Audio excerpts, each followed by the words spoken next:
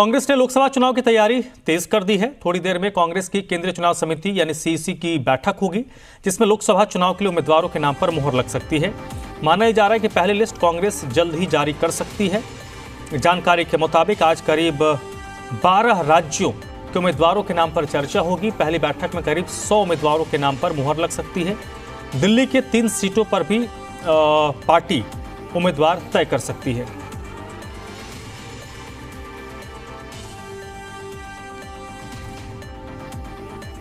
तो कांग्रेस पार्टी की सीईसी की बैठक अब से थोड़ी देर में शुरू होनी है। और सीईसी की बैठक की बात करें तो कुल मिलाकर 12 राज्य हैं जिनके उम्मीदवारों को लेकर कांग्रेस पार्टी में चर्चा होगी। और कांग्रेस की जो सीईसी है, मुख्य चुनाव समिति, उनकी तरफ से तकरीबन 100 से ज़्यादा नामों पर मुहर लगा सकती है। और पहली सूची आज अगर नहीं होता है तो अगले 1-2 दिनों में कांग्रेस की तरफ से पहली सूची जारी की जा सकती है।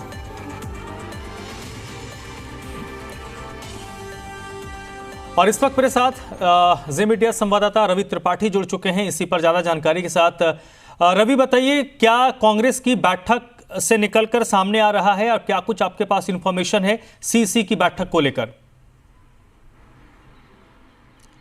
देखिए, 6 बजे ये बैठक शुरू होनी थी, लेकिन अभी थोड़ी लेट है ये बैठक, क्योंकि मल्लिकार्जुन खड़गे और राहुल गांधी तमाम नेता बाहर थे, रैली थी, तो ये माना जा रहा है कि 6:30 से 7 के बीच में ये बैठक शुरू होगी। पहला डेवलपमेंट ये है। दूसरा ये है कि कहीं ना कहीं कांग्रेस पार्टी ने आज मन बना लिया है कि लगभग जो साउथ के राज्य हैं, केरल से शुरू कीजिए, जहां से राहुल गांधी हैं, तो इस लिस्ट में सबसे इंपॉर्टेंट नाम राहुल गांधी है, जिसके नाम पर आज हरी झंडी, एक तरह से कहा जाए हरी झंडी दे दी जाएगी, चाहे मुहर लग जाएगी, क्योंकि वायनाड केरल में आता है और केरल की लगभग 20 की जो 20 सीटें हैं, उन 20 सीटों पर आज बातचीत हो जाएगी। 20 सीटों के नाम, कैंडिडेट के नाम डिक्लेयर कर दिए, तय कर लिए जाएंगे, जो हालांकि ऐलान कल होगा।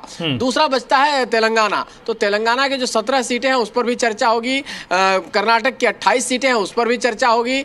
दिल्ली की जो 3 सीटें हैं, जो आम आदमी पार्टी से समझौते में 3 सीटें कांग्रेस पार्टी को मिली है, तो 3 सीटों पर भी आज चर्चा होकर उस पर नाम फाइनल कर लिया जाएगा। कल शाम तक ये माना जा रहा है कि कल शाम तक या परसों तक इन नामों का ऐलान भी किया जा सकता है। दिल्ली के लिए जो आप जानते हैं, जिस तरह से चर्चा है कि चांदनी चौक से जयप्रकाश अग्रवाल है, अलका लंबा का नाम चल रहा है, उसी तरह से आप अगर उत्तर पूर्वी दिल्ली की बात करें तो वहां से संदीप दीक्षित की दावेदारी वहां से चल रही है, और नेताओं के नाम भी हैं। उसी तरह से अगर जो नॉर्थ वेस्ट दिल्ली है, जो रिजर्व सीट है, वहां से राजकुमार चौहान हो गए, राजेश लिलोटिया हो गए, इनके नाम चल रहे हैं। तो चर्चा आज होगी, हो सकता है कल तक डिक्लेयर हो। और इसके साथ साथ नॉर्थ ईस्ट जो राज्य है, नॉर्थ ईस्ट की जो सीटें हैं, लगभग 25 से 27 जो सीटें हैं नॉर्थ ईस्ट राज्यों की, उन पर भी आज चर्चा होगी। तो कुल मिलाजुला कर आप देखेंगे कि 100 सीटों के आसपास चर्चा होगी। और चर्चा में जो बड़ा नाम निकल के आएगा, और राहुल गांधी का नाम निकल के आएगा, दिल्ली के लिहाज से बात करें तो दिल्ली के 3 सीटों पर नाम तय हो जाएंगे। और साथ साथ तेलंगाना और कर्नाटक में भी, जहां कांग्रेस की सरकार है, वहां भी लगभग चीजें फाइनल हो जाएंगी इस बैठक में। रवि, लोग ये भी जानना चाहेंगे कि वायनाड से तो राहुल लड़ेंगे, अमेठी से राहुल लड़ेंगे या नहीं? और उत्तर प्रदेश की 2 सीटें, विशेष तौर पर अमेठी और रायबरेली, क्योंकि सोनिया गांधी राज्यसभा जा चुकी हैं, वो सीट भी खाली हो गई है, तो उस सीट से गांधी परिवार का ही कोई सदस्य होगा या किसी दूसरे को दिया जाएगा, उस पर भी संभवतः बात हो सकती है, क्योंकि ये सीटें तो गठबंधन के तहत इनको मिल गई हैं। अब बिल्कुल आप सही कह रहे हैं। देखिए, राहुल गांधी की चर्चा वायनाड को लेकर तो हो जाएगी, लेकिन अमेठी से राहुल गांधी लड़े, रायबरेली से प्रियंका गांधी लड़े, इसको लेकर प्रस्ताव तो जिला कांग्रेस की तरफ से दोनों से आया है। रायबरेली जिला कांग्रेस ने भी प्रस्ताव दिया है, अमेठी जिला कांग्रेस ने भी प्रस्ताव दिया है कि आप आइए और चुनाव लड़िए। पिछली जो हमारी गलती थी अमेठी से, उसको हम सुधार करेंगे।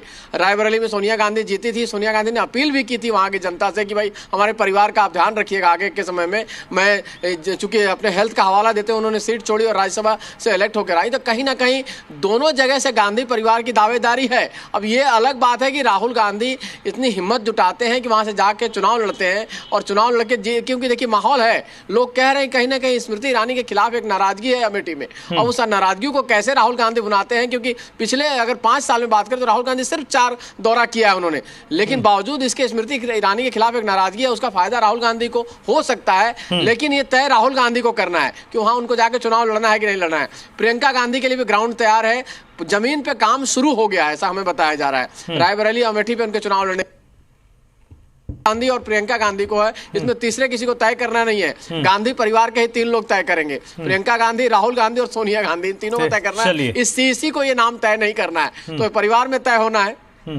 चलिए, बहुत बहुत शुक्रिया रवि आपका इस पूरी जानकारी के लिए। तो जो अपडेट रवि त्रिपाठी दे रहे थे कि 6 बजे